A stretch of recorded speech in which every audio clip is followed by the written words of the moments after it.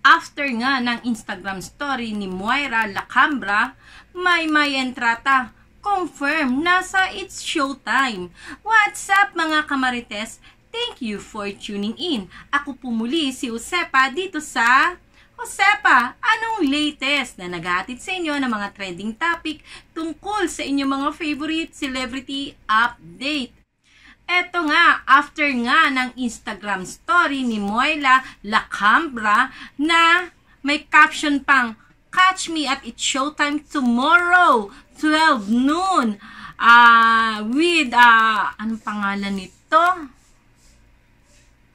With Rain and the one and only ama kabugera Maymay Entrata. Ay confirm na nga na si Maymay Entrata ay nasa It's Showtime. Dahil nga sa latest post ni It's Showtime na sa kanilang Twitter na may caption pang, "Madlang people, kabog na kabog ang Thursday natin. Abangan si Maymay kasama si Moira at Rain sa It's Showtime. #Showtime bet na Bex, subscribe na YouTube channel, follow us on TikTok." At ayan nga, na maging sa online show ng Showtime ay mapapanood din natin itong si Maymay Entrata. At ayon din sa post ng It's Showtime na, "Showtime onliners, bet na bet ang good vibes ngayong Thursday. Abangan si Maymay kasama si Moira at Rain sa It's Showtime online new. Showtime bet na Bex, 12:30 PM. Subscribe na sa YouTube. Follow us on TikTok." At ayan nga, naglabas na rin si Star Hunt ng rehearsal. Ayan, mga larawan ni Maymay Entrata ng rehearsal nila sa It's Showtime. At talaga namang kabog at kaabang-abang ang performance ni Maymay Entrata mamaya sa It's Showtime.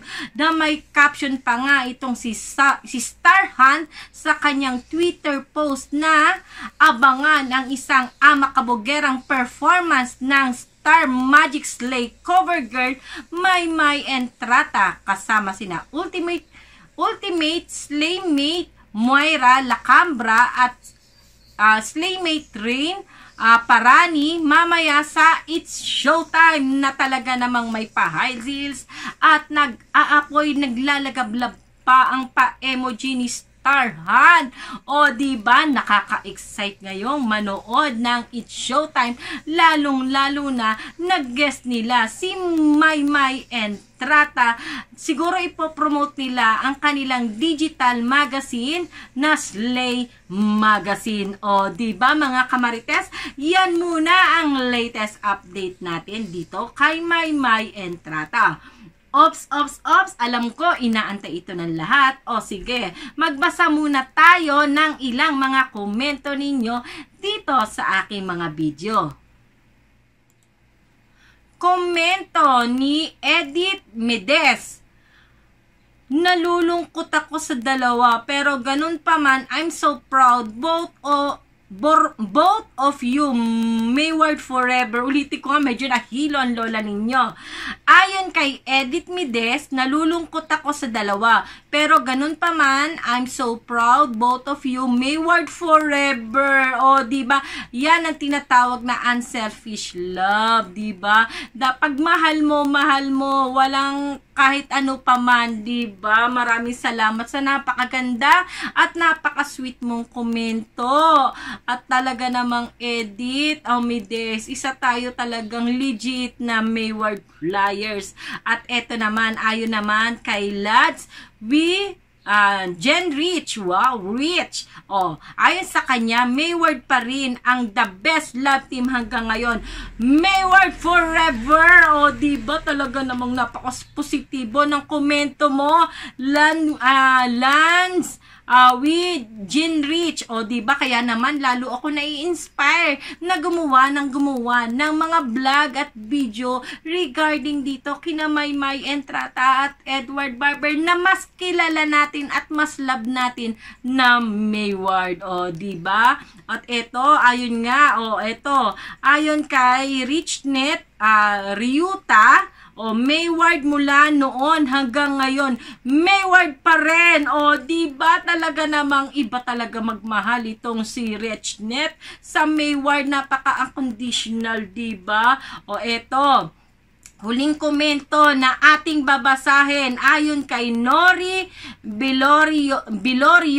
Wow, Inday, congrats. Hashtag Mayward forever.